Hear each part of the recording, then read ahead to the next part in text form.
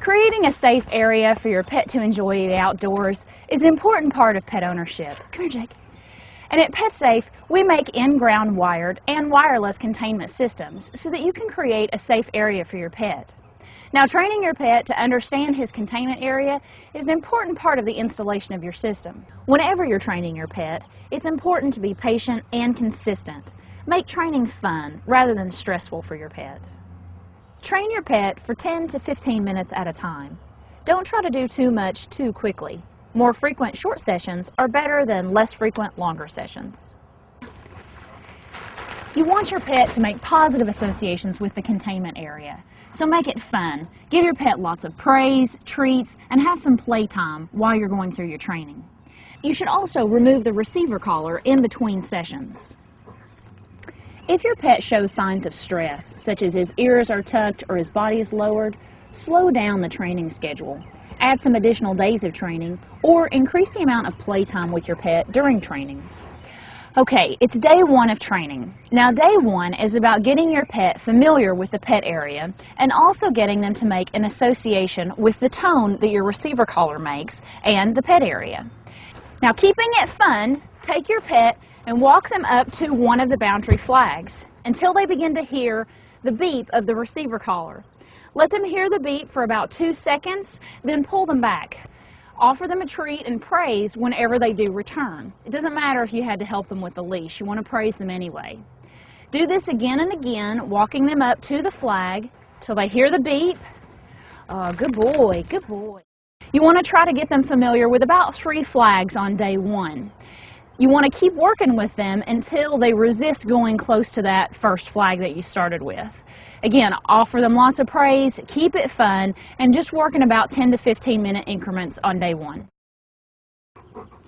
Now, on days 2 through 4 of your training, you'll want to start using the static correction feature of your collar.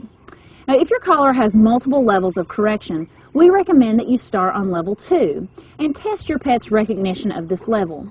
Again, he'll hear the tone and he'll be receiving a static correction. With full control of your dog and the collar set to the level that you've chosen, walk up to the boundary flag. Let your dog get the warning beep, followed by the static correction. When they get corrected, pull them gently back into the containment area and say, "Good dog." Give some praise and a treat. Good boy. Now, if your dog experiences any kind of stress when they get the static, just stop, have some playtime, reinforce the praise using good dog and other treats.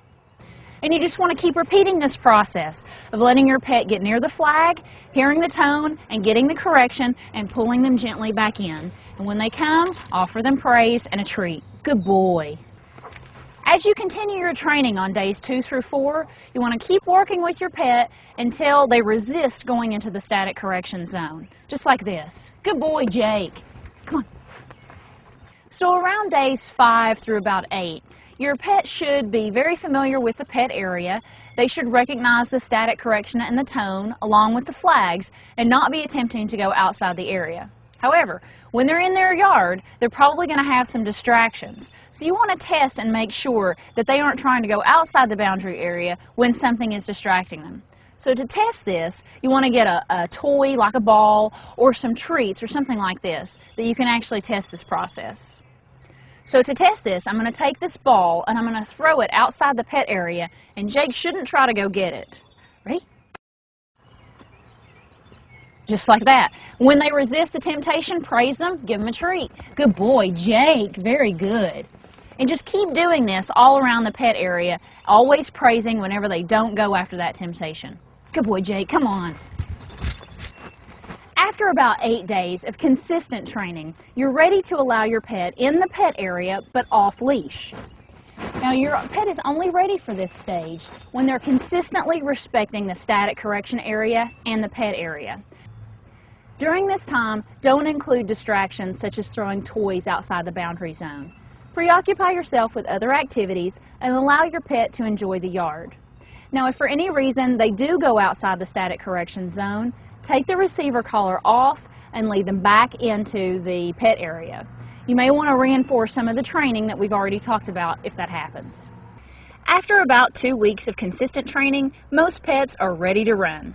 You should check in on your pet at regular intervals, making sure they continue to respect the boundary area.